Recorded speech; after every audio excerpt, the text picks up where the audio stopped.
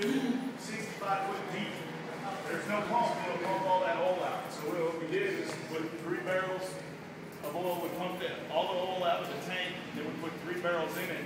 Then we ran it a little bit, and then we changed 2 more barrels after that. So it had 5 new barrels put in it, which diluted a lot. But what needs to happen is this elevator needs to run. All right? Oh, wow. If it runs, it'll get that water out of it. It's not bad now. It's just from a little bit of rub it's been doing. It's almost good. But when you stir the oil up, it was white like that before because it was milky looking. Yeah, the water. And you can look in here now. It's diluted a lot. All right. But the best thing for this thing to do is run right now. It'll get hot, heat it up, and get it out of there. You can look at this one here, the difference. See, that one's dark. Yeah. But that was white before, and it's almost this color now. So it's doing what it needs to do. All right, I don't know. There's 2 light switches here. I don't know why. I think you turn that one out, and this one stays on all the time. E-power, yeah. Yeah. Okay, your air conditioning unit, disconnect here, HVAC up here. Our disconnects 1 and 2 coincide with the numbers on here. The same thing for the 110 disconnects over here. Yeah, and then they're labeled to where the panels are, all the panels are being fed from. So, and also the sump pump controllers here. You know, the new, you're not having to deal with that on any of the MS and HS and all that. I think the North Sale, yeah, that's the new code. So it's without human intervention. Before you had the hose bib. Right. So that's the thing of the past now. All new elevators will have a whole new system. Okay. Did you sign, Marcus? Yes, I did.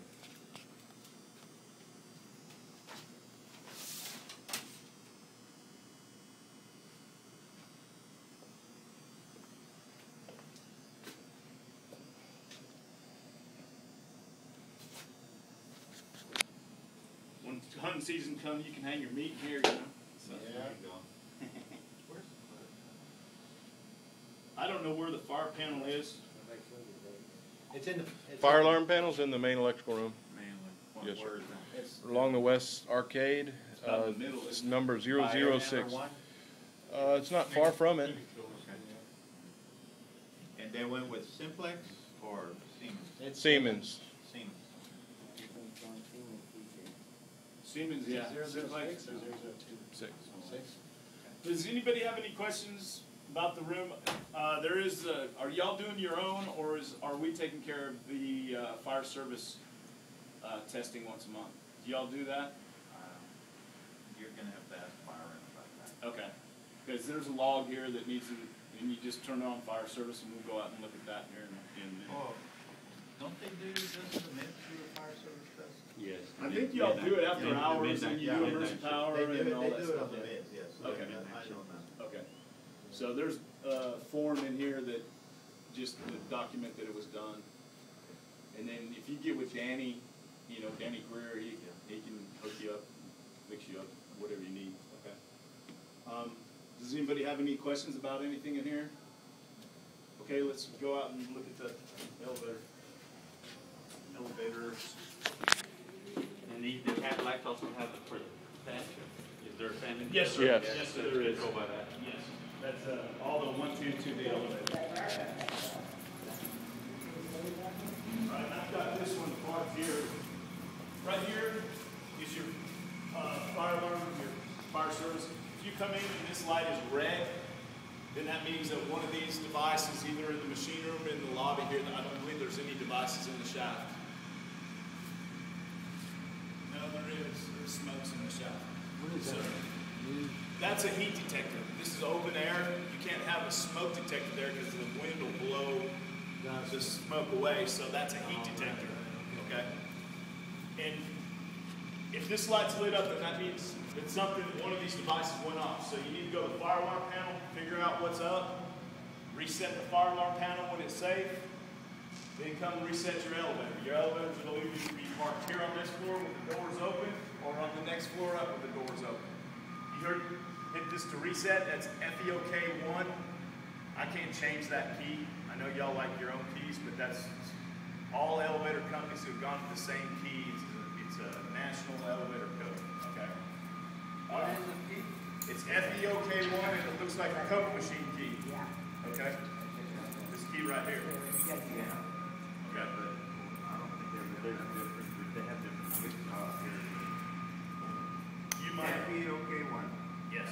Okay.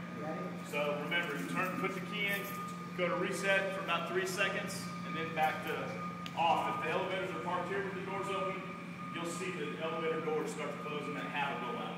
Okay? So that's the first thing. This is for us, elevator technicians, to access the top and bottom of the elevator. We have one on this floor, one on the top floor. We don't need to worry about those. Okay?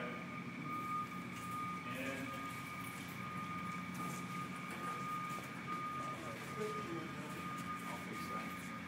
Okay, what key opens that panel? 203, which they have the keys. All right, Illinois key. 203, and it works your light and your fan and your independent service. The lights aren't even 203 on. use it? We don't use the FP key in here anymore? There's lights. The FP key. Oh, your key, the one key does all? Yeah. I need to check and see why these didn't come with that then. And then I think we had to do that on these cabinets too. So I'm gonna have to get those taken care of.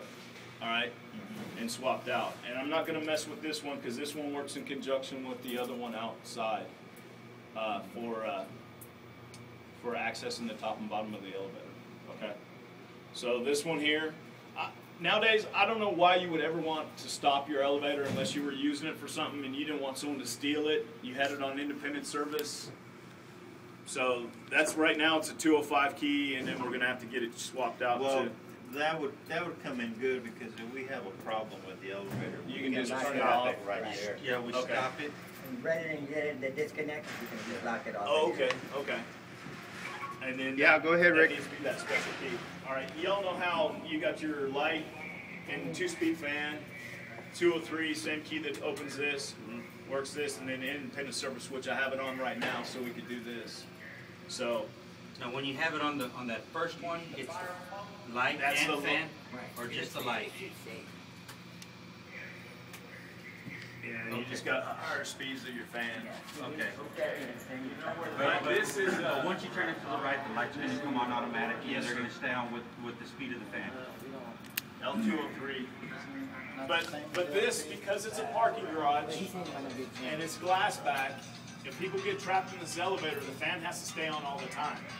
There's a battery pack on top of the elevator that's tied in, so if you lose 110, at least the fan will keep working, okay? Otherwise, it'll cook in here. Now, same thing on all your other elevators. You need to keep these grooves clean. That's number one problem causer for elevators is trash in that groove right there, all right? And then these black lenses, those are the beams that shoot out, and when you break the beam, it reopens the doors. That your cleaning people should not use an oil-based material Because it reflects. because, well, no, what it'll do is get that oil Residue. film on there, and then all the dust and everything, especially in a parking garage. You know, you have no control over the wind blowing and the dust and stuff. Yeah, we should tell them to regularly clean that. If you're dropping like Yeah. further down the elevator shaft. And then this right here, this gap is like a black hole. All right, you could be standing right here and drop some, it's going to bounce and go right down that hole. And I don't know what your protocol is, or I'm sure you have a policy that you probably just call Danny that somebody get dropped it. their keys. We or- get it. You do it? Okay. The newer elevators, you got to be careful because if you need to let them stop before you try to open that door, because if they're just moving and you do it, you're going to cause a fault, And then we can't reset and it. then you can't reset it without a No, Danny what off we can do reset is it. we take it up to another floor, turn it off, Okay. and then we open the disconnect. And unless there's two of us, and then we'll open this door with, Okay, so you have protocol that you follow? Yes. Okay, then that's fine. Typically, I tell everyone to let their service provider take care of that. What about the entrapments? Do you take care of that, or do you let Danny, you get Danny to, when people are trapped in elevators? we have a 18-inch protocol. And Okay. if it's 18 inches, within 18 inches above or below the floor, we can extract them. Okay, If it's greater than that, it's either Danny or the fire department. okay, What I've read the SOP is we're supposed to call TKE first, to have them come out, and then go to attempt to. Well, right, but extract if them, you but- can't, they're supposed to give you an estimated time of arrival, because, if it exceeds a certain amount. you know, if you got a guy there and I got a fire station right up here at the end of the block, guess what I'm gonna get? Yeah, I mean, especially if I have a person in there It's that's freaking screaming, out, yeah. yeah, a pregnant woman. Okay, so, y'all have that all worked out, and you've been doing it for 30 years, so I'm not gonna even try to get in the middle of all that stuff, so. But that's typically what I tell people, to let the elevator guys do it, they're trained and whatnot. so. Your ass better not ever be. Okay, does anybody have any questions? How many elevators are this, Brad? 3. There's 2 here and 1 down at the other end. So, and machine rooms on this floor for these, but it's on the next level up for that one over there. It's not on this same elevation. Okay. Okay, that's a good thing to remember. Yeah. I can't get in this room. Hey, where's the elevator equipment? I'm used to go looking for them. All right, that's all I got, guys. Okay. Okay, cool. Thank you. All right, you're welcome. Okay. Okay.